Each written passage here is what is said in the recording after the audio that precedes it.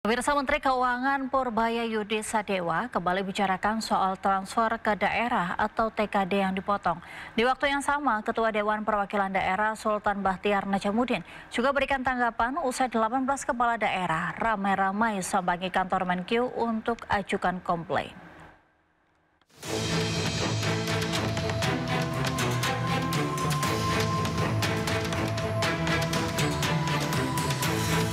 Rencana Menteri Keuangan Purbaya Yudi Sadewa memotong transferan ke daerah menuai protes. Para gubernur tegas menolak rencana pemerintah pusat yang akan melakukan pemotongan anggaran dengan mendatangi kantor Kementerian Keuangan di Jakarta. Meski begitu, Menteri Keuangan masih santai menanggapi perihal transfer ke daerah atau TKD yang diprotes. Usai pelantikan sejumlah pejabat pada Rabu sore di Istana Negara, Purbaya mengatakan dirinya sudah menjelaskan mengapa penurunan terjadi kepada para pemimpin di daerah yang datang ke kantornya. Ia juga menyebut jika ekonomi membaik, tentu penambahan secara otomatis akan dilakukan pada pertengahan tahun depan. Dia semuanya kan kalau dipotong anggarannya pasti protes. Saya bilang ya pertengahan tahun depan mungkin ada ruang untuk mengindik ke atas, mengupgrade kalau ekonomi sudah mulai bagus dan pajak kita membaik ya. Kalau ekonomi bagus kan otomatis pajaknya juga naik kan. Nanti kita lihat, saya pesan sama mereka, ya Anda pastikan aja penyerapan anggarannya bagus, tepat waktu dan nggak ada yang bocor. Kalau itu yang terjadi, maka tahun depan kita bisa propose ke atas dan ke DPR untuk menambah. Sementara Ketua Dewan Perwakilan Daerah Sultan Bahtiar Najamuddin mengatakan legislatif telah berkomunikasi dengan Menkyu dan menekankan untuk perbaikan berkala soal transfer ke daerah serta melakukan penambahan anggaran. Prinsipnya nanti secara berkala itu akan ditinjau ulang. Nah, kami kurang lebih sebulan lebih yang lalu dalam pertimbangan DPD terkait dengan era APBN memang kita sudah meng-underline bahwa memang sebaiknya TKD itu ditambah karena aspirasi para kepala daerah begitu banyak. Tapi juga catatan kita juga bahwa kepala daerah agar betul-betul produktif, efektif dan selektif sehingga juga dana TKD yang diluncurkan ke daerah itu betul-betul punya multiplier efek.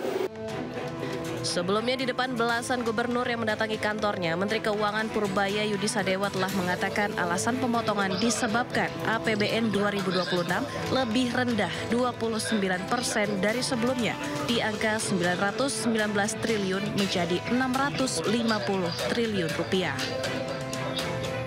Dari Jakarta, Camar Haenda Novandwi, iNews melaporkan. Pemirsa, dalam 2-3 tahun ke depan, bahan bakar minyak di Indonesia akan dicampur dengan etanol 10%. Menurut Menteri SDM Bahlil Lahadalia, rencana pencampuran etanol dan bensin sudah disetujui oleh Presiden Prabowo.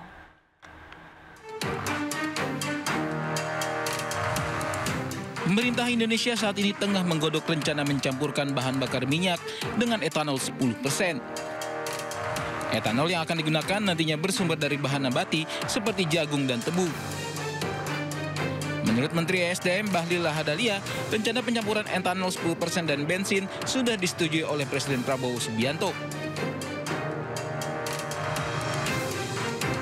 Tujuannya untuk membuat minyak yang bersih dan ramah lingkungan, serta mengurangi impor minyak Indonesia yang saat ini masih sangat tinggi. Meski sudah disetujui, Bahlil masih belum bisa memastikan kapan penerapan campuran etanol dan bensin berjalan. Saat ini pemerintah tengah menghitung dengan rencana penerapan dalam 2 hingga 3 tahun ke depan. Tim Liputan iNews melaporkan. Kita ke informasi lainnya, pemirsa. Federasi Gimnastik Indonesia pastikan atlet Israel tidak akan berpartisipasi pada kejuaraan dunia senam artistik di Jakarta. Federasi Senam Internasional mendukung langkah pemerintah Indonesia. 6 atlet Israel resmi batal bertanding pada ajang kejuaraan dunia senam artistik di Jakarta 19 hingga 35 Oktober 2025. FGI dan Komite Olimpiade Indonesia mengaku sudah menyampaikan keputusan pemerintah kepada Presiden Federasi Senam Internasional Morinari Watanabe yang akhirnya menyatakan secara resmi mendukung keputusan Indonesia. Komite Olimpiade juga menyampaikan alasan di balik penolakan, yakni karena sejumlah aturan diplomatik dalam ajang tersebut. Karena kami tahu bahwa Israel itu merupakan satu negara dari negara yang tidak punya diplomasi dengan Indonesia dan juga termasuk ke dalam calling visa. Jadi dengan demikian peraturan dari pemerintah adalah bila ada salah satu negara yang termasuk di dalam calling visa, itu kami sebagai penyelenggara harus bersurat kepada imigrasi bahwa ada dari negara tersebut. Kami sudah menyatakan itu. Kemudian dengan demikian kami sebetulnya melihat juga situasi dan kondisi dan segala macam, dan akhirnya setelah kami sampaikan juga ke FIG bahwa ini rasanya sudah tidak mungkin, ya, dan dari awal kami sudah insist sebetulnya, dan kami bersurat lagi kepada pihak imigrasi untuk dibatalkan. Jadi memang betul kami sebagai penjamin, karena memang itu tertulis dari ketetapan pemerintah. Kita tahu semua pasti ada konsekuensinya, tapi karena ini keputusan bersama dan kita sangat menghormati keputusan yang diambil, karena kami juga berkomunikasi dengan pemerintah, itu kita melihat pemerintah mengambil langkah setelah melihat situasi dan dinamika yang terjadi.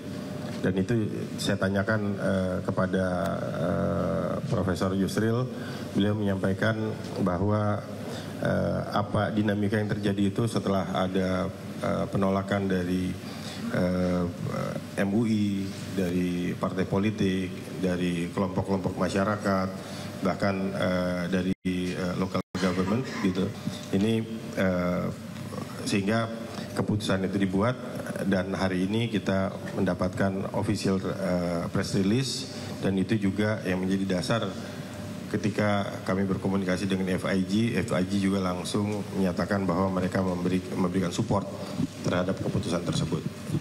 Nah, semua konsekuensinya pasti nanti akan kita lihat setelah kegiatan, tapi kita terus akan mendorong bahwa event-event internasional Indonesia ini bukan hanya negara peserta, tapi juga bisa menjadi negara penyelenggara. Kita punya banyak sekali presiden yang baik dari kegiatan-kegiatan yang telah kita laksanakan yang sukses dan mendapatkan apresiasi di baik nasional maupun internasional.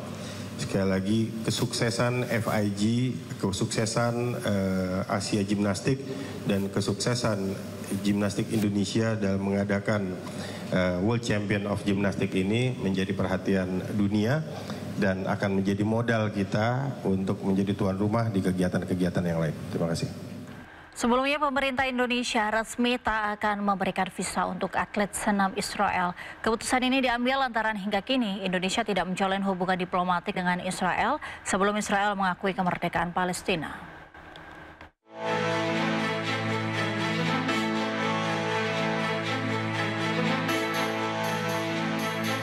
Gelaran senam artistik dunia yang digelar di Jakarta kemungkinan tidak akan diikuti oleh atlet senam asal Israel. Lantaran pemerintah Indonesia dengan tegas menyatakan tidak akan memberikan visa bagi atlet asal Israel. Pemerintah pun tekankan tidak akan menjalin hubungan diplomatik dengan Israel sebelum Israel mengakui kemerdekaan Palestina. Pemerintah Indonesia tidak akan memberikan visa kepada atlet Israel yang berniat untuk hadir di Jakarta mengikuti kejuaraan senam artistik dunia yang akan diselenggarakan pada tanggal 19 sampai dengan 25 Oktober yang akan datang. Sikap pemerintah ini adalah sejalan dengan arahan dari Presiden Prabowo Subianto dalam berbagai kesempatan, dan terakhir dalam pidato beliau di Perserikatan Bangsa-Bangsa yang sangat keras mengecam Israel yang terus-menerus melakukan kekejaman dan kebiadaban atas rakyat Palestina, terutama di Gaza. Dan pemerintah Indonesia tegas membuktikan bahwa tidak akan melakukan hubungan kontak apapun dengan pihak Israel sampai dengan Israel mengakui keberadaan negara Palestina yang merdeka. Pemerintah juga terus menerima penolakan dari berbagai kalangan atas keikutsertaan Israel dalam kejuaraan ini. Rencananya gelaran kejuaraan dunia senam artistik 2025 akan digelar di Jakarta pada 19 hingga 25 Oktober 2025 mendatang. Tim Liputan iNews melaporkan.